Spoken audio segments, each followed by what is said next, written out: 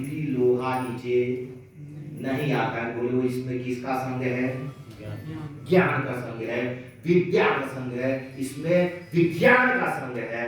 ऐसे सारे विज्ञानों का संग लगा हुआ कि लोहा ऊपर उड़ रहा है। तो ऐसा संग अगर हम हासिल कर लेंगे, जैसे एक लकड़ी या एक लोहे को अग्नि में डाल देंगे तो अग्नि में जब जाती है लोहा तो अग्निमय हो जाती है। अब उस लोहे को अगर पूछेंगे कि तू क्या है, तो लोहा बोलेगा कि मैं अग्नि हूं, मैं अग्नि हो गई हूं। इस अग्नि के संपर्क में जाने से मैं तो एक लोहा था, मेरे में जलाने की शक्ति नहीं थी, मेरे में तेज नहीं था, मेरे अंदर में कुछ नहीं था, लेकिन मैं इस अग्नि के संपर्क में जाने से मेरे में जलाने की शक्ति आ गई है, मेरे में तेज आ गया है, मैं अग्निमय हो गई हूं। बोलो लोहा अग्नि के संपर्क में अग्नि हो जाती है कि नहीं हो जाती है? हो जाती है।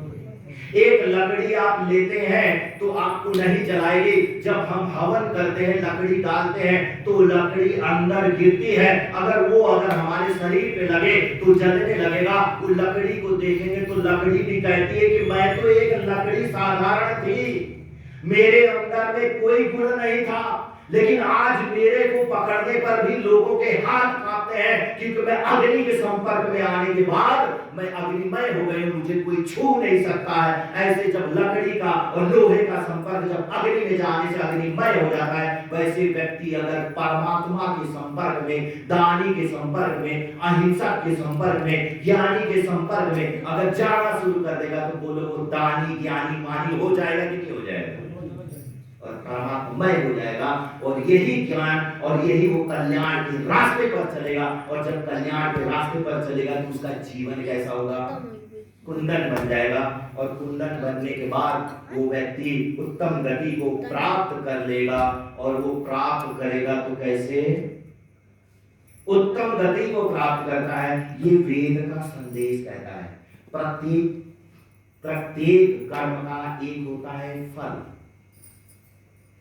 और एक होता है प्रभाव और एक होता है परिणाम। ठीक है? प्रत्येक कर्म का पहले तो कर्म का फल मिलता है।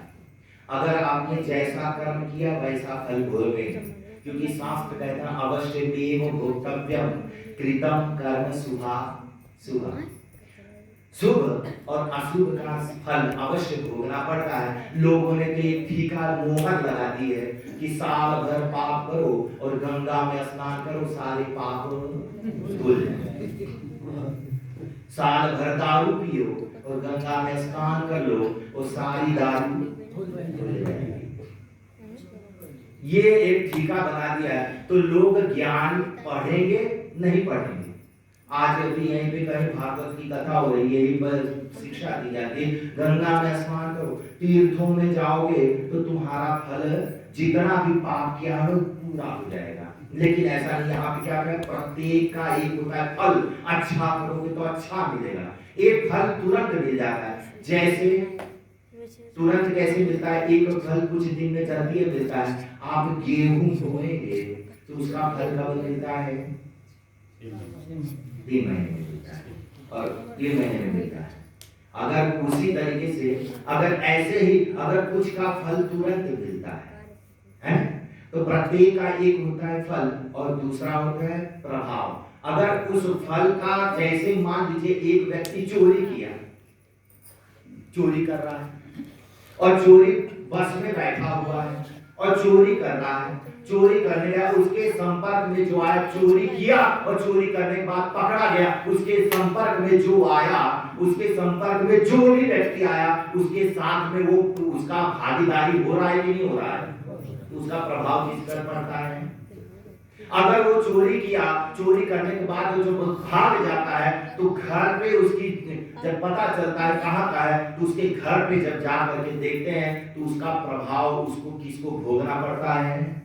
परिवार वालों को। तो पहला कर्म तो कर दिया, कर्म का तो परिणाम तो मिलेगा ही, लेकिन उसके साथ में भोगने में कौन शामिल है? उसके साथ में जो भी शामिल होगा वो चला जाएगा। अगर उसके साथ में किसी का नंबर होगा, अगर तुरंत किसी ने डायल कर दिया, सर्विलांस में चला गया तो उसका फल भाव प्रभाव किसके ऊपर पड़ेगा? उसके ऊपर पड़ जाएगा। अब इसका परिणाम कौन भोगेगा?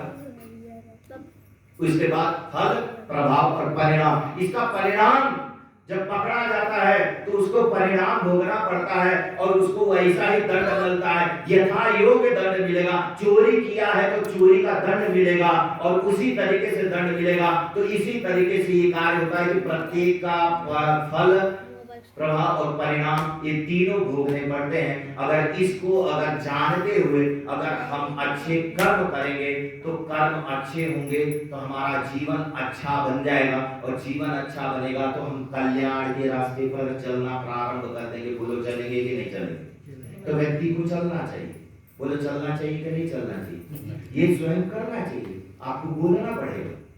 हाँ बोलना पड़ेगा, क्योंकि अगर नहीं बोलेंगे तो फिर आप मुझे कैसे पता चलेगा कि आप सुन रहे हैं? कि चलना चाहिए, व्यक्ति को इस रास्ते पर चलना चाहिए। तो वेद का रास्ता कहता है। लोग सोचते हैं कि वेद में है क्या, कितना सुंदर उपदेश दिया है, कितना सुंदर आपको वेद का उपदेश दे रहा है कि इस रास्ते पर चलो, ऐसा करोगे तो आपका जीवन बनेगा। अगर उस रास्ते को छोड़ दिया तो, जैसे युधिष्ठिर ने वेद पढ़ा, अक्षयर्मादिव्यः कृषिमत्रिषस्व वित्तेरमस्व बहुमन्यमानः, अक्षयर्मादिव्यः जुआ मत खेल, खेती कर। अगर इसको पढ़ने के बाद उसने जुआ खेला तो वो क्या किया? पतित हुआ। अब राम को देख लीजिए, राम ने वेद पढ़ा और वेद में लिखा कि शिकार करना नहीं चाहिए, शिकार नहीं करना चाहिए। लेकिन विनाश काले विपरीत बुद्धि, जब सीता ने बोला कि अरे मुझे ऐसा हिरण सोने का मृग चाहिए और उसकी मैं मृग छाला बना करके संध्या करूंगी, लेकिन सोने का मृग नहीं होगा, विनाश वहां से प्रारंभ हो गया और विपरीत बुद्धि हो गई और उन्होंने शिकार करना प्रारंभ करा। कि सोच रहा तू वेद के रास्ते को छोड़ दिया, उल्लंघन कर दिया तो अधर्म हो गया, अधर्म हो गया तो व्यक्ति को भोगना पड़ा कि नहीं भोगना पड़ा?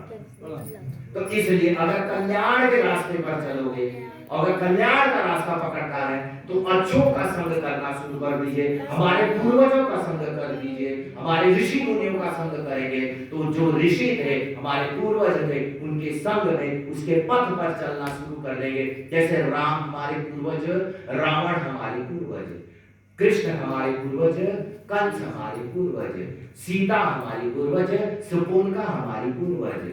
ठीक है, अब हमको भी विचार करना है कि मंथरा का अनुकरण करना है, शकुंतला का करना है कि सीता का करना है कि राम का करना है कि रावण का करना है, कृष्ण का करना है कि कंस का करना है। ये विचार कर लेंगे, अगर विचार करके जो अच्छे हैं उनका अनुकरण करेंगे तो आपका जीवन बनेगा। इन्हीं शब्दों के साथ मैं अपनी वाणी को विराम देता हूँ। इति ओम शांति।